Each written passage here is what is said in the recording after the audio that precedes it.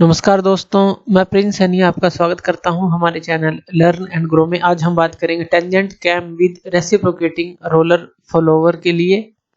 तो यहाँ पर हमने जो पहला एक केस लिया था जहाँ पर जो रोलर फॉलोवर था वो कॉन्टैक्ट के साथ था जो स्ट्रेट फ्लैंक्स थी। अब यहाँ पर पहले तो हम इसका ओवरव्यू ले लेते हैं इस फिगर का, जो हमने पहले डिस्कस किया भी था।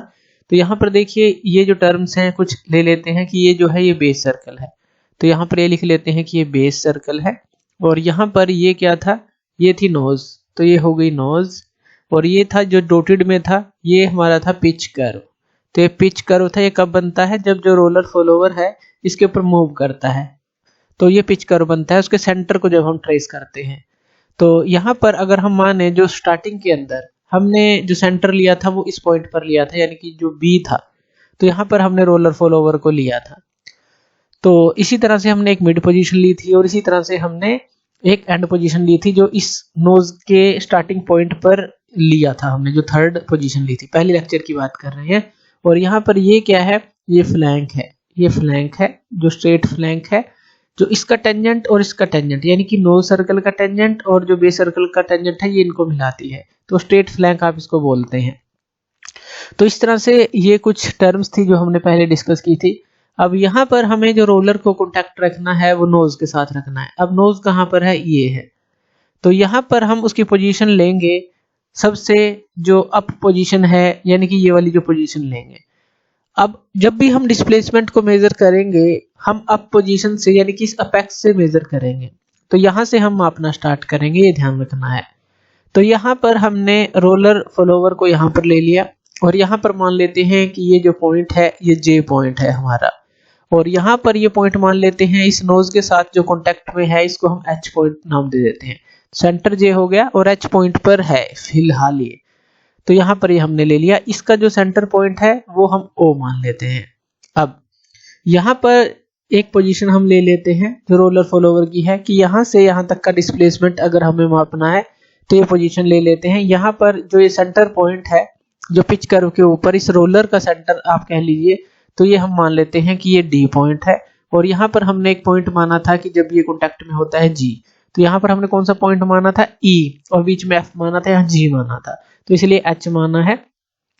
तो यहाँ पर ये जो सेंटर डी हमने मान लिया। अब हम क्या करते हैं, जो ये सेंटर है जो बेस सर्कल का सेंटर है और ये जो पॉइंट डी है यानी कि जो रोलर फॉलोवर का सेंटर है इसको इसके मिलाएंगे और इसी तरह से जे को इससे हम मिलाएंगे। तो यहाँ पर जे से मिला देते हैं, पहले तो ओ से हमने जे पर मिला दिया और फिर ओ से डी पर मिला दिया।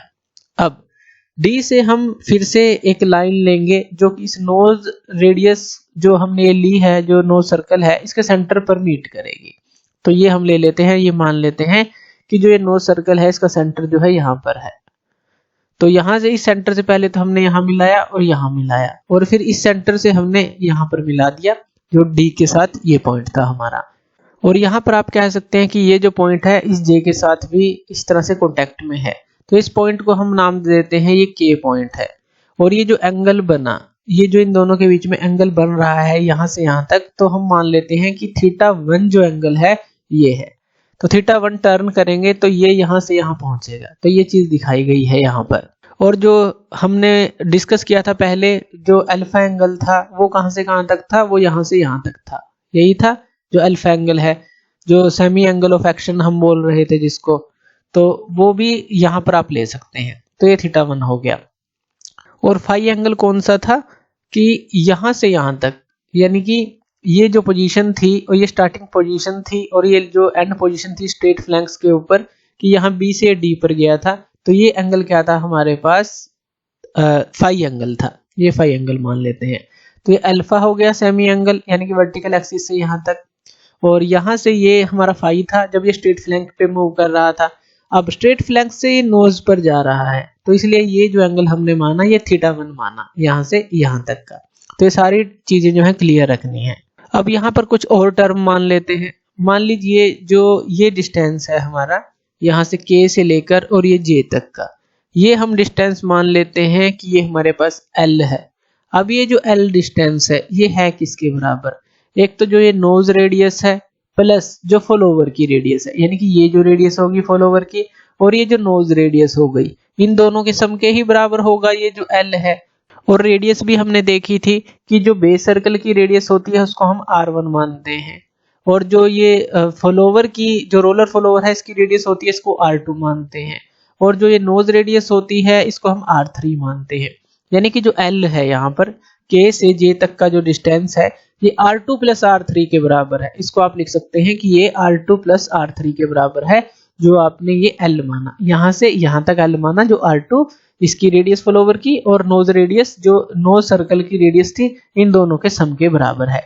इसी तरह से इस K तक और इस सेंटर से ये भी हम डिस्टेंस मान लेते हैं, तो ये मान लेते हैं हम R, तो हम ये R मान लेते हैं, कुछ भी आप मान सकते हैं तो हम मान लेते हैं R। तो ये भी हमें क्लियर रखना है कि L क्या है और R कहां से कहां तक का डिस्टेंस है। तो चलिए अब डिस्प्लेसमेंट को निकालते हैं, X को निकालते हैं। अब हमने जाना कि जो डिस्प्लेसमेंट है हम इस अपेक्स से यहां तक निकालेंगे। तो यहां पर देखिए जो X होगा OJ, यानी कि सेंटर से इस सेंटर तक OJ और इस सेंटर से इस सेंटर तक जब ये रोलर फॉलोवर मूव कर रहा है तो OJ माइनस OD यही आएगा। तो यहां पर हम लिख लेते हैं इसको OJ माइनस OD। ये हमारे पास क्या आएगा, जो डिस्प्लेसमेंट है इस पोजीशन से इस पोजीशन तक का।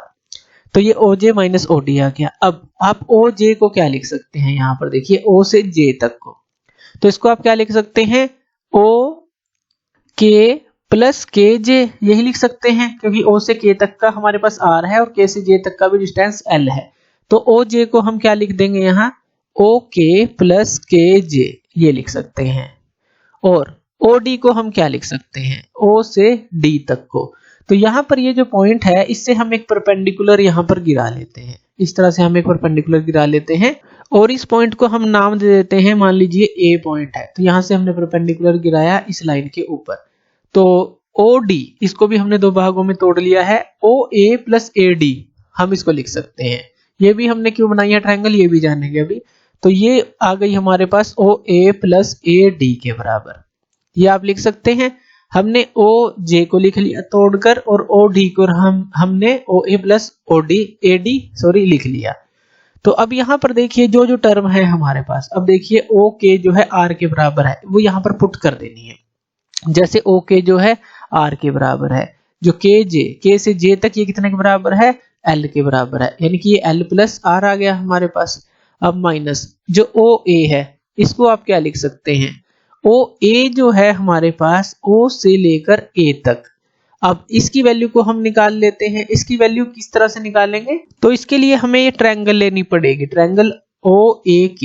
तो यहाँ पर ले लेते हैं ट्रायंगल OAK, ध्यान रखना है, और हमें निकालनी है वैल्यू OA की। तो OA की वैल्यू हमारे पास क्या आएगी, तो OA की वैल्यू, तो यहाँ से अगर आप cos θ1 को निकालें तो OA की वैल्यू हमारे पास आ जाएगी, यानी कि OA की वैल्यू अगर हम देखें OK cos θ1 ये वैल्यू आएगी, क्योंकि जो cos θ1 क्या होगा, यानी कि cos θ हमारे पास क्या होगा, बेस बाय हाइपोटेन्यूज। तो यहाँ पर जो बेस है वो क्या है OA और हाइपोटेन्यूज क्या है OK। तो बेस बाय हाइपोटेन्यूज आएगा OK, cos θ की वैल्यू अगर यहाँ से निकालेंगे तो यानी कि जो OA की वैल्यू आएगी OK cos θ1 आ जाएगी। तो OA की वैल्यू एक तो हम ये पुट करेंगे OA की जगह, और AD की वैल्यू पुट करनी है। अब AD के लिए, अब यहाँ पर ये θ1 एंगल था तो यहाँ पर ये अल्फा लिया था, यहाँ पर कोई भी एंगल मान सकते हैं, मान लीजिए हम बीटा मान लेते हैं, इन दोनों के बीच में एंगल ये जो लाइंस हैं।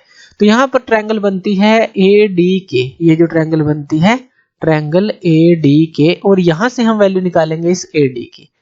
तो जैसे हमने यहाँ से वैल्यू निकाली इस ट्रायंगल से OAK से, तो ADK से भी हम वैल्यू निकाल लेंगे AD की। तो AD की वैल्यू यहाँ पर हमारे पास क्या आ जाएगी, DK cos बीटा, क्योंकि हमने ये बीटा मान लिया है। तो हाइपोटेन्यूज इनटू जो cos बीटा AD की वैल्यू आ गई। तो AD की वैल्यू को भी हम यहाँ पर पुट करेंगे। तो सारी वैल्यूज को हम पुट करेंगे और निकालेंगे। तो यहाँ पर OA की वैल्यू हमारे पास क्या आ गई, OK cos θ1, तो यहाँ पर लिख देते हैं OK cos θ1 प्लस AD की वैल्यू हम लिख देते हैं DK cos बीटा। तो ये हमने जो जो वैल्यू निकाली वो इस इक्वेशन में हमने यहाँ पर पुट कर दी। अब यहाँ पर OK देखिए, OK किसके बराबर है, O से K तक ये डिस्टेंस कितना है R, तो आप इसको लिख सकते हैं। तो पूरी टर्म को हम यहाँ पर लिख लेते हैं, ये क्या आ गया हमारे पास R प्लस L आ गया। माइनस ओके की जगह हमने आर ले लिया और ये क्या आ गया हमारे पास कोस थीटा 1 आ गया प्लस डी के की जगह। अब ये डी से के ये कितने के बराबर है? अब देखिए के से जे हमारा एल के बराबर है, ये रेडियस ही तो है, यहां से यहां तक ले लीजिए चाहे तो ये पूरी रेडियस ही तो होगी, जितनी के से जे तक होगी उतनी ही डी से के तक होगी। तो यहां से यहां तक ये एल था तो यहां से यहां तक भी तो एल होगा क्योंकि ये रेडियस है के से जे तक, तो ये पूरी जहां पर भी जाएगी इतनी ही होगी। तो यहाँ पर ये किसके बराबर हो गया? एल के बराबर। तो यहाँ हम लिख देंगे एल कोस बीटा, तो ये हम लिख देते हैं एल कोस बीटा। अब फर्दर हम इसको सोल्व कर लेते हैं, ये हमारे पास क्या आ जाएगा एल प्लस आर, इसको सिंपल कर लेते हैं, माइनस ये आ गया हमारे पास आर कोस थीटा 1 और minus L cos beta, L cos beta. ये हमारे पास एक्स की वैल्यू अभी हम निकाल रहे हैं। तो अब इसके लिए जो एक्स के लिए अगर हम ये पूरी वैल्यू निकालना चाहते हैं और फर्दर सोल्व करना चाहते हैं तो वो भी हम कर सकते हैं, जैसे एल कोस बीटा की वैल्यू को भी हम निकाल सकते हैं। तो चलिए इसकी वैल्यू को निकालेंगे और फिर यहाँ पर पुट करेंगे। तो इसके लिए हमें क्या करना पड़ेगा, अभी डिस्प्लेसमेंट की वैल्यू सिर्फ निकाल रहे हैं। तो हमारे पास जो ये ट्रायंगल है ओ ए के, ये जो हमने बात की, इसी तरह से जो हमने डी ए के की बात की, यानी कि जो राइट एंगल ट्रायंगल है, यहाँ पर हमने परपेंडिकुलर गिराया था, इन दोनों ट्रायंगल को दोबारा लेते हैं और यहाँ से अगर हम ए के की वैल्यू को निकालें, ए के की वैल्यू को, अब ए के जो है इन दोनों के अंदर कॉमन है, ये जो ए के है, तो ये किसके बराबर आ जाएगी डी के। अगर हम इस एंगल को लें साइन बीटा, तो साइन निकाल लेते हैं यहाँ से, ए के की वैल्यू डी के साइन बीटा आएगी और ए के की वैल्यू ही इस ट्रायंगल में जिसके अंदर ये थीटा 1 एंगल है, तो ओ के साइन थीटा 1 आएगी, ओ के साइन थीटा 1 यही आएगी वैल्यू। अब देखिए साइन थीटा होता क्या है, साइन थीटा हमारा होता है जो हमारा परपेंडिकुलर होता है और बाय जो हाइपोटेन्यूस होता है, ये कह लीजिए एल बाय के कह लीजिए, परपेंडिकुलर बाय हाइपोटेन्यूस कह लीजिए। तो यहाँ पर परपेंडिकुलर क्या होगा, ये जो ए के था और बाय जो हमारा हाइपोटेन्यूस है यानी कि डी के, तो ए के की वैल्यू निकालेंगे तो डी के साइन बीटा आएगी। इसी तरह से इस ट्रायंगल से हम निकालेंगे सेम, तो ये हमारे पास ए के की वैल्यू हमने निकाली। अब ये निकाली क्यों है अभी इसको समझेंगे।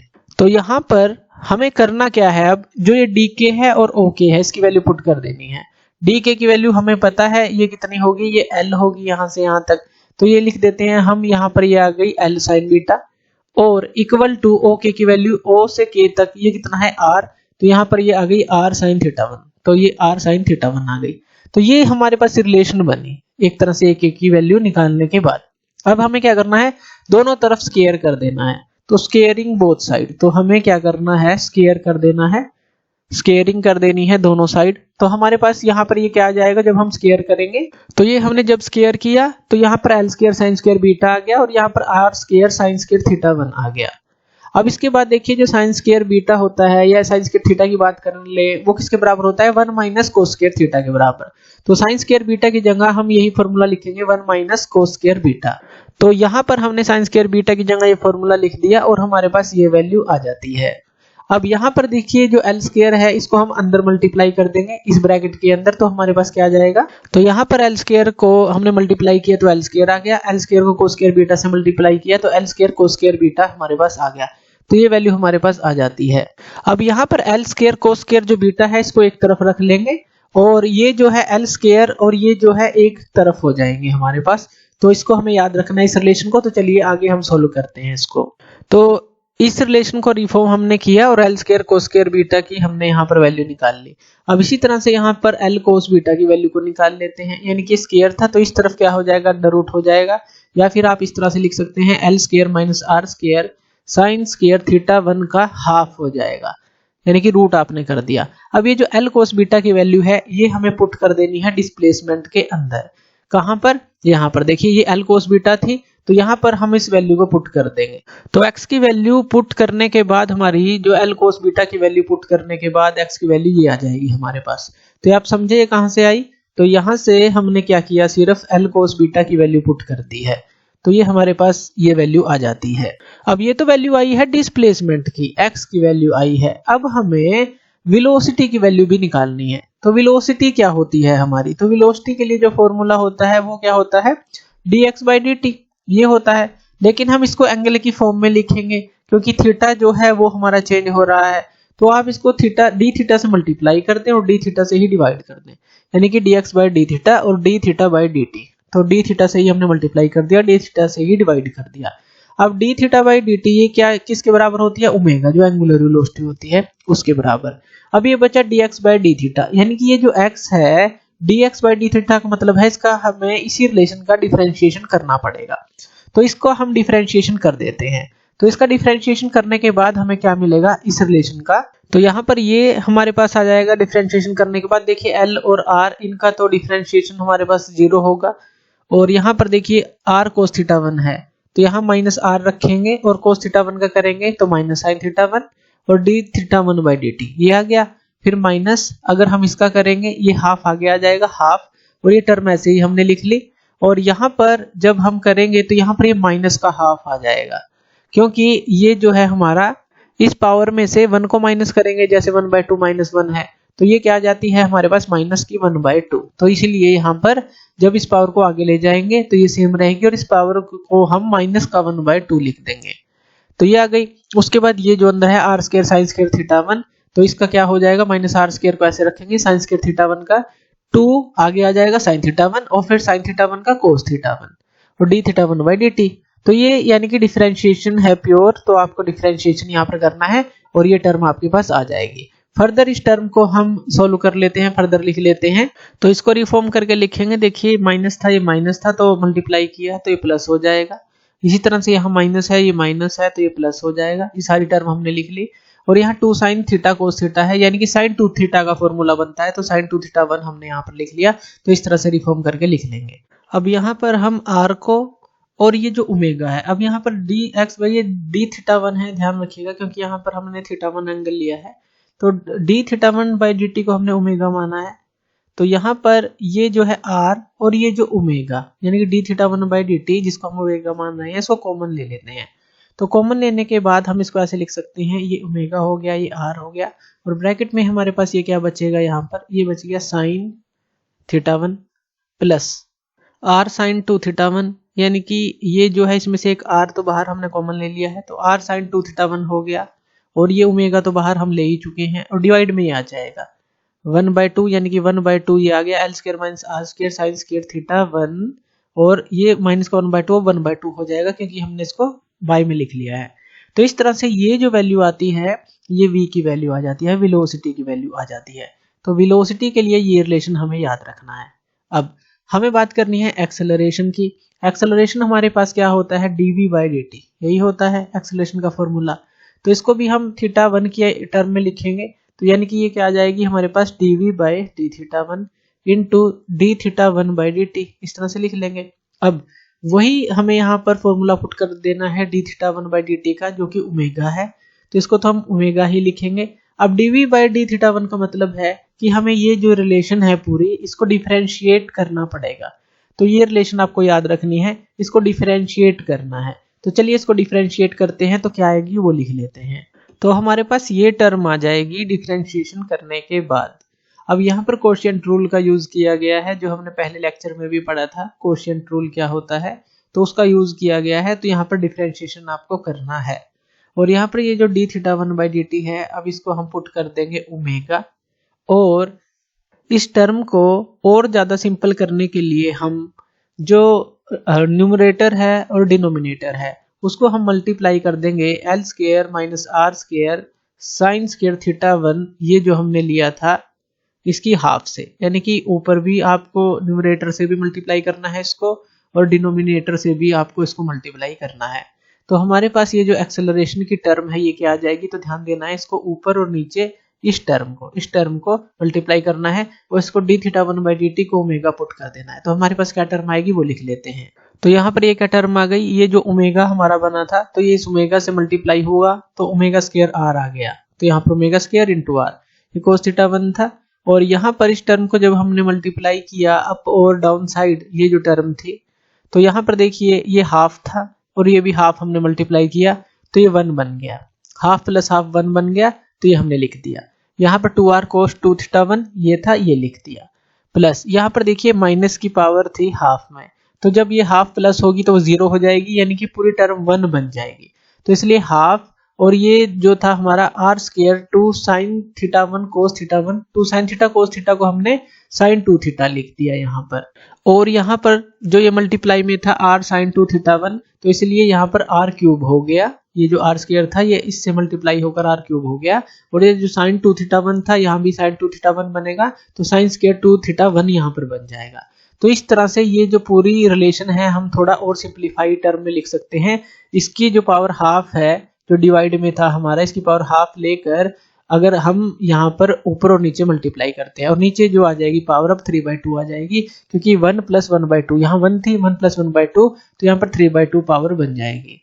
अब हमें क्या करना है, जो ये 2r cos 2 थीटा 1 है और ये जो ब्रैकेट में है, इस एल स्क्वायर को पहले से मल्टीप्लाई करेंगे, फिर इस r square sine square theta 1 को इससे मल्टीप्लाई करेंगे, तो हमारे पास क्या टर्म आएगी वो लिख लेते हैं। ये आ जाएगी ओमेगा स्क्वायर r और ब्रैकेट में प्लस यहाँ पर ये क्या आ जाएगा, एल स्क्वायर को हमने यहाँ पर मल्टीप्लाई किया, ये आ गया, r square sine square theta 1 को इससे मल्टीप्लाई किया तो 2r³ साइन स्क्वायर जो थीटा 1 है और जो cos 2 थीटा 1 है ये आ गया, हाफ r³ और साइन 2 थीटा का हमने यहाँ फॉर्मूला ओपन कर दिया है 2 साइन थीटा कोस थीटा 1 का। यह स्क्वायर था तो यह स्क्वायर ले लिया और डिवाइड में ये टर्म आ गई।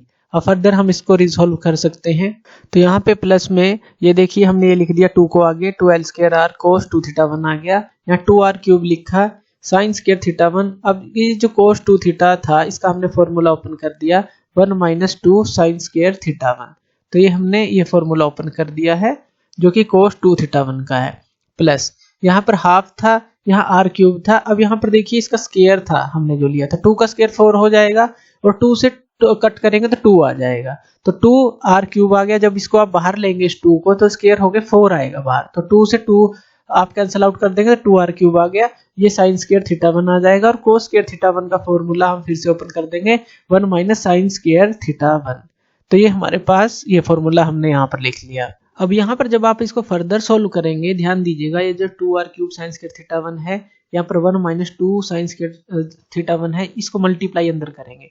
जब आप इसको 1 से मल्टीप्लाई करेंगे, यहाँ पर भी देखिए सेम टर्म है, और जब आप इसको 1 से मल्टीप्लाई करेंगे तो यहाँ पर ये माइनस का है और यहाँ पर ये प्लस का आएगा, तो दोनों कैंसिल आउट होंगे।